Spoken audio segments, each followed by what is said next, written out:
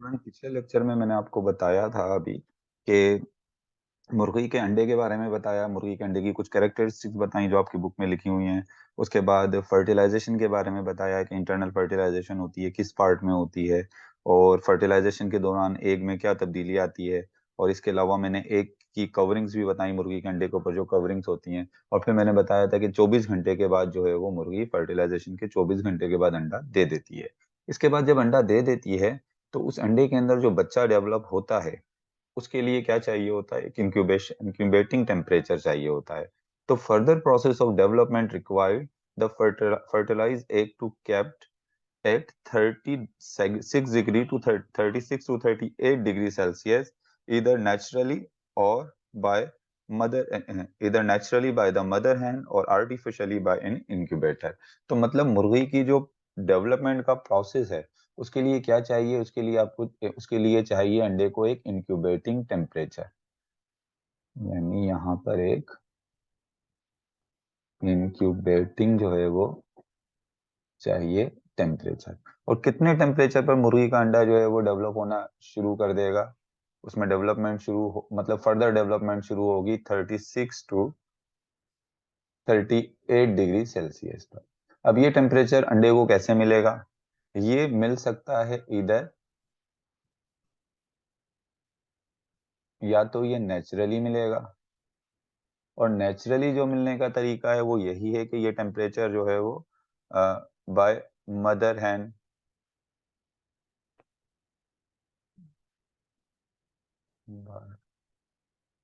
Body, यानी मुर्गी की जो बॉडी है, मुर्गी अंडों पर बैठती है और उसके बाद फिर जो है वो अंडे को ये टेम्परेचर अपनी बॉडी से दे तो वो नेचुरली होगा।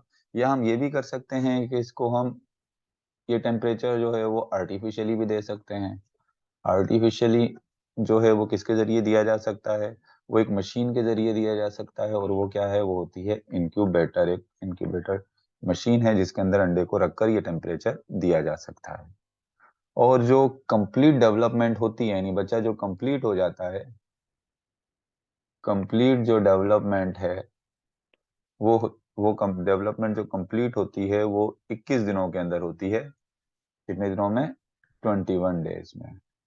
और अगर हम हैचिंग की बात करें, हैचिंग मतलब मुर्गी के अंडे से बच्चा निकलने को हम हैचिंग कह रहे हैं। तो जो हैचिंग होती है वो कौन से वाले डे होती है? वो भी 21 डे,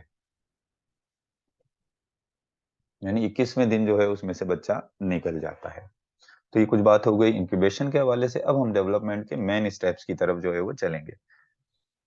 डेवलपमेंट का सबसे पहला यहाँ पर जो स्टेप है वो है क्लेवेज। क्लेवेज का मतलब होता है डिवीजन। और क्लेवेज को जो आपकी बुक डिफाइन कर रही है वो कहती है series of repeated mitotic division that take place in fertilized ovum। series of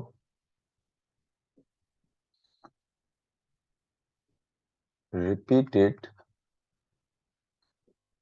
mitotic division मतलब मियोसिस। आपको पता है एक माइटोसिस होता है और एक सॉरी माइटोसिस होता है और एक मियोसिस होता है। यहाँ पर माइटोटिक डिवीजन कह रहा है तो इसका मतलब ये माइटोसिस है। मियोटिक डिवीजन कहता है तो वो मियोसिस होती है। और मियोसिस तो आपको पता है वो एग बनने के दौरान होती है या गैमेट्स बनने के दौरान होती है एनिमल में।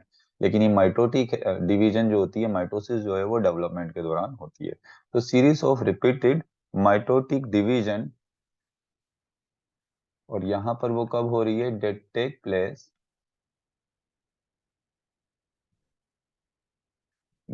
Place in the fertilize ovum.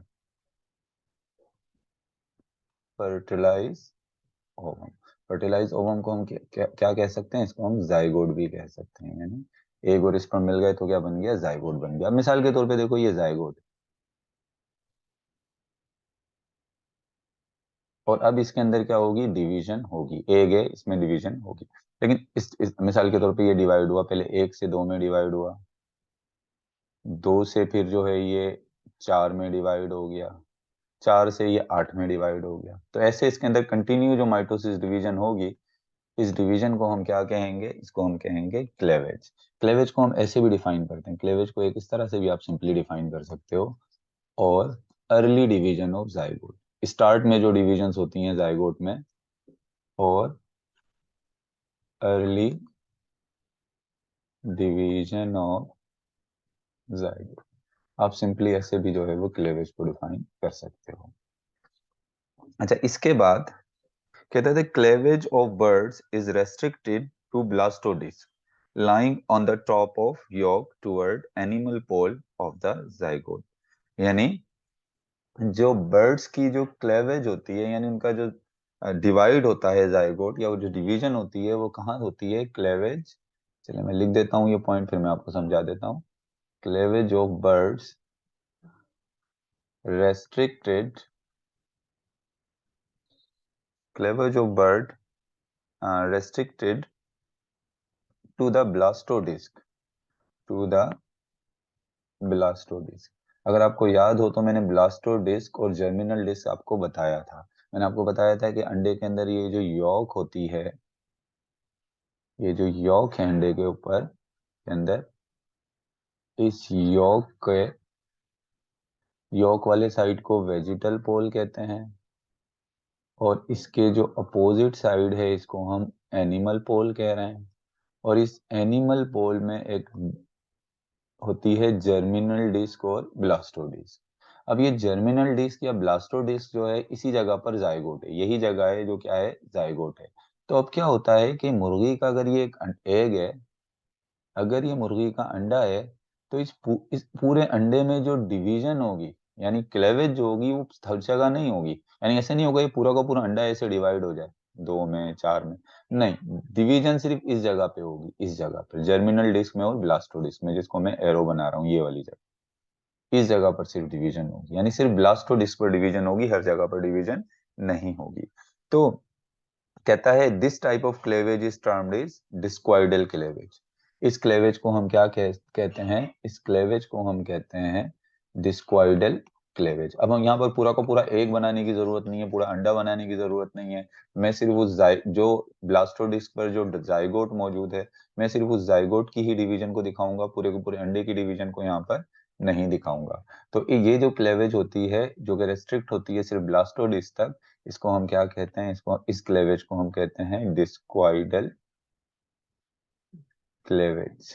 इसको हम क्या कह रहे हैं? डिस्क्वाइडल क्लेवेज कह रहे हैं। इसके अलावा एक और भी टर्म हम यूज करते हैं, और वो है मीरोब्लास्टिक टाइप,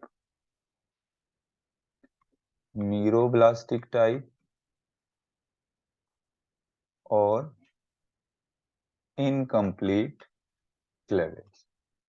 एक और भी टर्म इसके लिए इस्तेमाल करते हैं नॉर्मली, जो किसके अंदर है? In fish, reptile and birds, the cleavage is meroblastic type or incomplete, since it does not divide the germinal disc completely, but not the it divide the germinal disc. It does divide the germinal disc completely, but not the whole egg। तो ये meroblastic या incomplete cleavage सबसे पहले तो देखो किस किस animals के अंदर होती है। ये होती है इन बर्ड्स, एक तो ये बर्ड्स में होती है, सही है। एक किसके अंदर होती है? ये दूसरी जो है ये होती है रेप्टाइल्स के अंदर होती है। और तीसरा जो है ये किसके अंदर होती है? ये क्लेवेज जो है वो फिश में होती है। बर्ड्स, रेप्टाइल और फिश में। अब ये मीरोब्लास्टिक या इनकम्प्लीट क्लेवेज क्या है? ये वो क्लेवेज है जो किसको डिवाइड करती है? Divide germinal disc. Germinal disc या समझ लें जर्मिनल डिस्क ये एक साइड, ये जाइगोट ही है germinal disc, but not whole egg. पूरे के पूरे अंडे को, यानी उसकी जर्दी वगैरह इन चीजों को डिवाइड नहीं करती। अब मिसाल के तौर पे मैं अगर एक दफा फिर यहाँ पर बना दूं, ये योक है, और योक में ये जो है वो यहाँ पर थोड़ा सा, मैं यहाँ पर जर्मिनल डिस्क बना, ये जर्मिनल डिस्क है। अब क्लेवेज सिर्फ कहाँ होगी? इस जर्मिनल डिस्क में क्लेवेज होगी, पूरे के पूरे यॉक में और पूरे अंडे में नहीं होगी। ऐसा नहीं होगा कि जर्मिनल डिस्क डिवाइड होगी, ऐसा नहीं होगा ये पूरा का पूरा अंडा ऐसे डिवाइड हो जाए, यॉक भी डिवाइड हो, ऐसा नहीं होता। डिवीजन सिर्फ जर्मिनल डिस्क में होती है। तो जर्मिनल डिस्क में डिवीजन हो रही है यॉक में, या पूरे उसमें नहीं हो रही है अंडे में, तो ऐसी क्लेवेज को हम क्या कहते हैं? इसको मीरोब्लास्टिक कह सकते हैं। इनकम्प्लीट क्लेवेज भी कह सकते हैं, और ये सिर्फ ब्लास्टोडिस्क में हो रही है तो इसको डिस्क्वाइडल क्लेवेज भी कह सकते हैं। लेकिन अगर जैसे फ्रॉग होता है, फ्रॉग के अंदर अगर आप देखें तो पूरा का पूरा अंडा डिवाइड हो जाता है ऐसे, तो उसको हम क्या कहते हैं, उसको हम कंप्लीट क्लेवेज कहते हैं। यहाँ पर कौन सी हो रही है, यहाँ पर इनकम्प्लीट क्लेवेज हो रही है।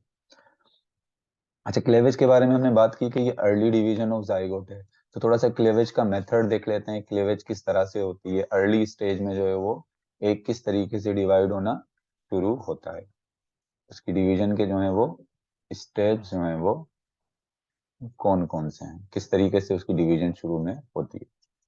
तो उसमें जो है वो पहली जो दो डिवीजन होती हैं, कहता है कि first two division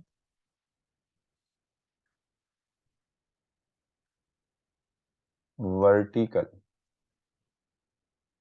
but right angle to each other. अब ये मैं आपको ऐसे डिवाइड करूँ, मिसाल के तौर पे ये एग, जर्मिनल डिस्क है ये पूरा एग डिवाइड नहीं होता है, जर्मिनल डिस्क डिवाइड होती है, ये जाइगोट डिवाइड होता है, तो मैं यहाँ पर सिर्फ जो है वो एक यही बना रहा हूँ अभी। अब क्या होता है, पहली दो डिवीजन वर्टिकल होती हैं। अब कैसे, देखो वर्टिकल का मतलब ऊपर से नीचे की तरफ जाएगी। अब देखो ये पहली डिवीजन हो गई, पहली डिवीजन ये वर्टिकल हो गई, इसमें कितने सेल बन गए, दो, दो सेल में डिवाइड हो गया। अब एक न्यूक्लियस इधर, एक न्यूक्लियस इधर, पहले न्यूक्लियस डिवाइड होता है, उसके बाद पूरा साइटोप्लाज्म डिवाइड होता है, दो न्यूक्लियस बन गए। उसके बाद क्या हुआ, दूसरी डिवीजन भी वर्टिकल हुई, मतलब दूसरी डिवीजन भी यूं वर्टिकल हो रही है, लेकिन उसके क्या हो रही है, राइट एंगल पर हो रही है। पहले ऊपर से नीचे, यानी दोनों डिवीजन ऊपर से नीचे गई हैं, देखो ये भी ऊपर से नीचे गई है और ये भी ऊपर से नीचे, लेकिन एक दूसरे के क्या है, अगर एंगल बनाओगे तो यहाँ पर राइट एंगल, पहले आपने ऐसे, पहले आपने पहले डिवीजन इस उसमें हो गई, और दूसरी फिर क्या हो गई, ऐसे हो गई, लेकिन हुई दोनों क्या है, दोनों एक दूसरे के राइट एंगल में हो गई हैं। जैसे मैं अगर आपको मिसाल दूं, आप एप्पल काट रहे हो, वर्टिकल काटो, पहले ऐसे, पहले ऐसे जो है ना वो लेफ्ट ऐसे साइड पर काटो, पहले लेटरल साइड पर काटो, फिर उसको अपनी तरफ से काट दो, तो दो डिवीजन होंगी और दोनों एक दूसरे के क्या होंगी, वर्टिकल होंगी। तो इस किस्म की जो डिवीजन ये होती है, पहली दो डिवीजन वर्टिकल होती हैं, और इससे कितने एग बनते हैं, सॉरी कितने सेल बनते हैं, 4 सेल बनते हैं, दो डिवीजन वर्टिकल होती हैं। और तीसरी जो डिवीजन होती है, थर्ड, वो हॉरिजॉन्टल होती है, और उससे कितने सेल बन जाते हैं, 4 सेल्स बनते हैं। और इसके क्लेवेज के रिजल्ट में जो सेल बनते हैं उनको हम ब्लास्टोमेयर भी कहते हैं। अब देखो तीसरी डिवीजन ऐसे वर्टिकल हो गई यूं, ऐसे कैसे हो गई ये, वर्टिकल। जब तीसरी डिवीजन हॉरिजेंटल होगी, ये कैसे डिवीजन हो गई, हॉरिजेंटल। और जब ये हॉरिजेंटल होगी तो टोटल कितने जो हैं वो ब्लास्टोमेयर बन जाएंगे, 8, 4 ऊपर होंगे और 4 कहाँ होंगे, नीचे की तरफ। चलो एक दफा फिर बताता हूँ बड़ा सी, ये पूरा एक ब्लास्टोडिस्क है, ये पहली डिवीजन हुई वर्टिकल, क्योंकि 2D में मैं तस्वीर बना रहा हूँ तो उसको बनाने में थोड़ा समझाने में मुश्किल होता है, ये दो सेल्स बन गए, सही है। अब ये डिवीजन कैसी हुई है, वर्टिकल, मैं इस पे वी लगा रहा हूँ, ये वर्टिकल हो गई पहली डिवीजन। अब ये दूसरी डिवीजन हुई, ये भी ऐसे वर्टिकल हो गई, तो ये क्या हो गई, ये भी, इस पे भी वी लगा रहा हूँ, ये जो लाइन डिवीजन लाइन है इस पे भी मैंने यहाँ वी लगा दिया, तो ये भी डिवीजन कौन सी हो गई, वर्टिकल। और सेल कितने बन गए, 4, 1, 2, 3, 4, देखो कितने सेल बन गए, 4 सेल, दो सेल आगे की तरफ और दो सेल पीछे की तरफ। अब क्या होगा, इसके बाद एक फर्दर डिवीजन होगी, और तीसरी डिवीजन होगी वो हॉरिजेंटल होगी। अभी देखो मैंने हॉरिजेंटल कर दी, इसको मैं एच लिख देता हूँ, जो तीसरी डिवीजन हुई है वो हॉरिजेंटल। अब कितने सेल बन जाएंगे, 8 सेल, 4 ऊपर थे और 4 ही सेल कहाँ बन जाएंगे, नीचे। तो अब देखो टोटल 8 सेल बन गए ना, 4 ऊपर 4 नीचे, और ये जो सेल बनते हैं इनको हम क्या कहेंगे, ब्लास्टोमेयर कहेंगे। और इसके बाद तो फिर रैंडम होगी कंटिन्यू, ये तो मैंने पहले वाली डिवीजन तीन डिवीजन पैटर्न से हो रही हैं, और उसके बाद तो फिर ये कंटिन्यू डिवाइड होना शुरू हो जाएगा, कंटिन्यू फिर रैंडमली ऐसे डिवाइड होगा और बहुत सारे सेल बन जाएंगे, सही है ना। और एक और चीज जो आपकी बुक में यहाँ पर लिखी हुई है, साइटोप्लाज्मिक लोकलाइजेशन, दिस लेकिन साइटोप्लाज्मिक लोकलाइजेशन मैं आपको उस वक्त बताऊंगा जब मैं आपको सेल डिफरेंशिएशन बताऊंगा, उस वक्त मैं इसको एक्सप्लेन करूंगा साइटोप्लाज्मिक लोकलाइजेशन को। अभी तो बस इतनी चीज समझ लो जो मैंने क्लेवेज के अंदर आपको एक्सप्लेन की है, सबसे पहले तो क्लेवेज की मैंने आपको डेफिनेशन बता दी कि अर्ली डिवीजन ऑफ जाइगोट जो है उसको हम क्या कहते हैं, उसको हम कहते हैं क्लेवेज। और उसके बाद मैंने दूसरी चीज जो आपको बताई कि मुर्गी के अंडे, मुर्गी में और इसमें रेप्टाइल्स में और बर्ड्स में जो क्लेवेज होती है उसको हम डिस्क्वाइडल क्लेवेज कहते हैं, उसको हम इनकम्प्लीट क्लेवेज कह रहे हैं, उसको मीलोब्लास्टिक क्लेवेज कह रहे हैं, उसको क्यों कह रहे हैं ऐसा। और एक चीज मैंने शुरू की, जो स्टार्ट वाली जो क्लेवेज होती है जिसमें दो पहले वर्टिकल होती हैं और उसके बाद फिर हॉरिजॉन्टल होती हैं और उसके रिजल्ट में 8 विलास्ट्रोमेयर बनते हैं, मैंने अभी तक आपको ये बात समझाई। साइटोप्लाज्मिक लोकलाइजेशन मैंने अभी आपको नहीं बताया, ये मैं आपको आगे बताऊंगा, जब आप सेल डिफरेंशिएशन बताऊंगा तो उस पर आपको ज्यादा बेहतर ये क्लियर हो जाएगा। चलें, अब इससे रिलेटेड कोई क्वेश्चन हो तो करो।